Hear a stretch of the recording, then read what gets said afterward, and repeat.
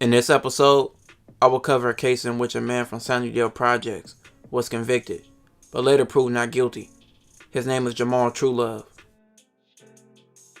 The night of July 23rd, 2007, Sayul Kuka was shot and killed on a sidewalk in Sunnydale Projects in San Francisco. It was up to 25 people there when the shooting happened, but only one person would come forward as a witness. A woman named Priscilla gave a description of the suspect being a black man wearing a black hoodie and black jeans.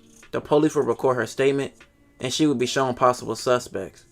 She would say she saw Sayul Kuka chasing Joshua Bradley, then he was shot fatally after. Police would show Priscilla a bunch of men from Sunnydale, including Jamal Truelove, his brother, and other people from the neighborhood. She told the police she didn't get a good look at the shooter.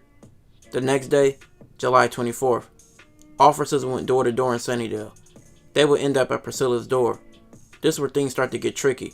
Priscilla would say they would show her suspects, and the police would say they only show her photos of the victim.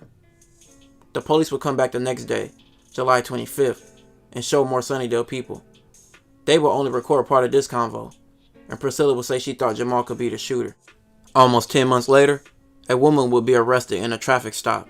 Her name was Letitia McMillan. She would snitch to get let go. She would tell the police she was a witness in the shooting in Sunnydale. They showed her a lineup, and she picked Jamal as the shooter. So in October of 2008, Jamal Truelove would be arrested, and in 2010, he was sentenced to 50 years to life. In 2015, San Francisco's district attorney will elect to retry the case, and Jamal Truelove will be acquitted. In this case, police were found with withholding information, not documenting interactions, and coercing witnesses to say Jamal Truelove's name. Even with Letitia's metal statement, a lot was said to be false by the police, and she was coerced, as well as threatened with more charges if she didn't say Jamal's name. Priscilla never even picked Jamal out of a lineup until she was forced by the police. Jamal Truelove will sue and be awarded $10 million. Shortly after, he will begin rapping under the name 10 Milli Milli.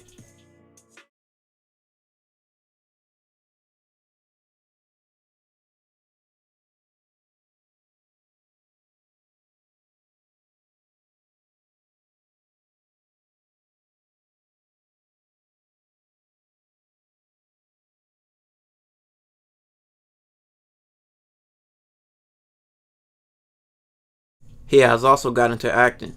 One of his roles was in a movie called The Last Black Man in San Francisco that included Mike Epps, Danny Glover, and a few other well-known people.